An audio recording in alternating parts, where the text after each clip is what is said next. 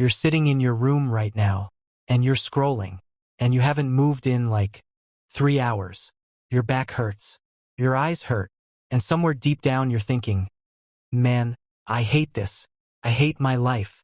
I hate where I'm at. Look, everyone feels that way sometimes, right? You get those moments where you just step back and you're like, how did I get here? This wasn't the plan. This isn't what I wanted. But here's the thing most people don't understand about that feeling. When you say you hate your life, you don't actually hate your life. You hate the choices that built it. See, your brain is smart, man. It's trying to tell you something. That hatred, that's not depression talking. That's not just sadness. That's information. It's your gut screaming at you that something is deeply, fundamentally wrong with how you're living. And instead of listening to that signal, most people just accept it. They sit with it. They post about it. They call it anxiety or stress or whatever, and they just keep scrolling. But think about it for a second. If you hate your life, then something needs to change, right? Like, not eventually, not one day. Now, because here's what I'm watching happen to people all around me. They wake up, they feel that hatred in their chest, and instead of using it as fuel, they use it as an excuse to do nothing. They think, well, I already hate my life, so what's the point of trying? And that right there, that's how you stay trapped. Here's what people don't tell you. That hatred you feel, it only exists because some part of you knows you're capable of more. You're not hating your life because you're broken. You're hating it because you're ignoring your own potential. And your brain, it's literally screaming at you about the gap between where you are and where you could be. So let me break this down. When you hate your life, you've got 3 parts of yourself fighting each other. First, there's the version of you that sees the problem. You see it right now. You're aware.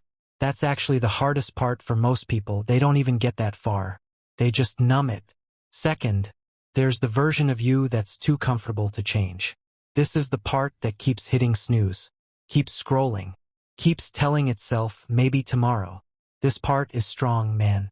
This part has been building itself for years.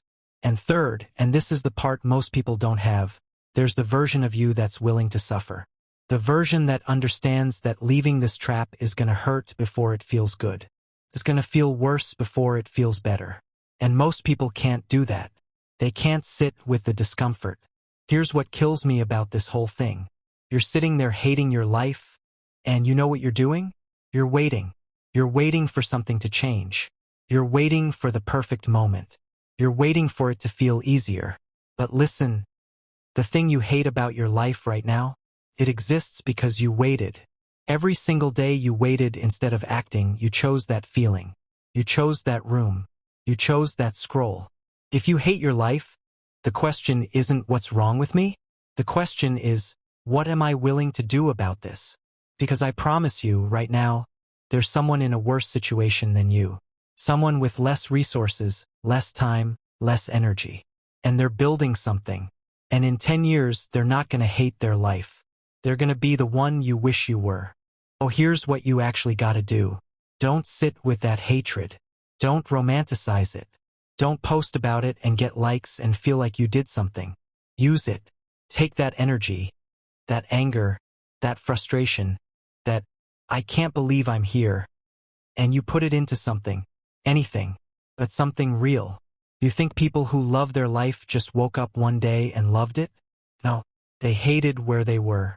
And instead of accepting it, they looked at themselves in the mirror and said, I'm the problem here, not my circumstances, not my luck.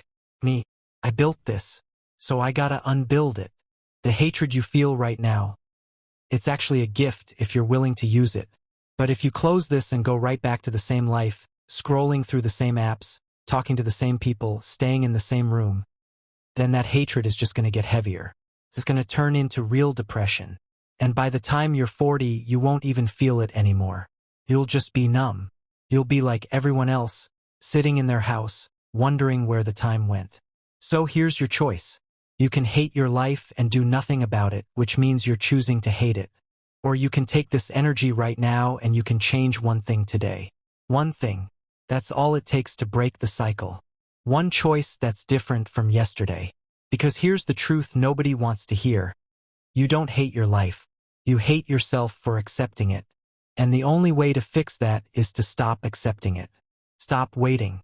Stop scrolling. Stop posting. Start moving. Right now. While you still